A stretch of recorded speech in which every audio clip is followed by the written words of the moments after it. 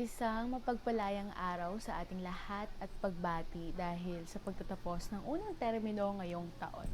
So, itong video na to ay para sa insights, sa mga realisasyon ko sa aming subject course na Principles and Methods of Teaching and Values Education.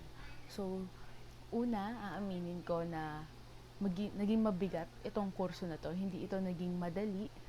Una sa lahat, dahil dito kasi sa kurso na to, mas paglilinangin pa kung paano ba namin dapat ituro ang values education.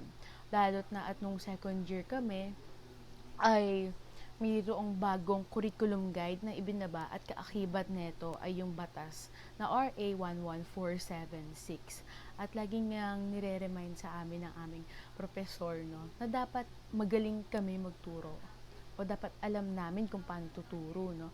Kasi dapat naming patunayan dun sa mga tao, dun sa mga nagsulong ng batas na to na worthy kami, na deserving kami para dito sa special law para sa amin.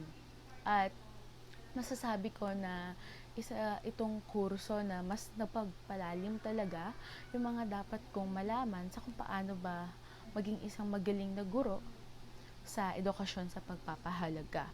At ang pinakasentro nitong kurso na to ay yung mga approaches, no, and strategies na dapat naming malaman at maunawaan pa para sa mas epektibong pagtuturo ng edukasyon sa pagpapahalaga.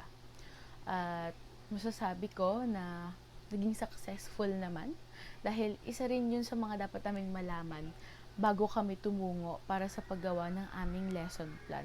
Kung saan dito rin namin isinigawa, isa to sa mga course na kung saan ginawa namin ang lesson plan. At masasabi ko na naging mahirap kasi maraming revisions, pero masasabi ko na naging, kumbaga, nakatulong din yung revisions na yun, no? Sabi nga nila, open for improvements nga, kumbaga, kadapat. Para for the growth na kung ano ba yung dapat mong i-improve para in the future, alam mo na kung ano yung gagawin mo. So, isa yon sa mga naging mabigat sa amin, lalo na din yung demo teaching. Kasi sa lesson plan, more on syempre sa papers, kumbaga, tatansyahin mo na kung ano yung mga, ayan na yung pagkasunod-sunod. Pero syempre sa mismong demo teaching, no, kapag actual na mag-aaral na yung kaharap mo, ay may mga pangyayari na hindi mo rin inaasahan. So, dapat prepared ka rin dun sa mga ganong pangyayari. Kaya isa rin to sa mga subjects na sa tingin ko, ay hindi na sa tingin ko, na dapat naman talaga ay i-take namin. At yung mga realisasyon na yun, yung mga natutunan ko sa subject na to, ay alam kong matutulungan pa ako nito. Mas makakatulong ito sa pagiging guru ko sa values education. At ayun lamang para sa aking mga realisasyon at insights. So marami pa, pero nagpas na ng oras. Kaya yun lang, maraming salamat.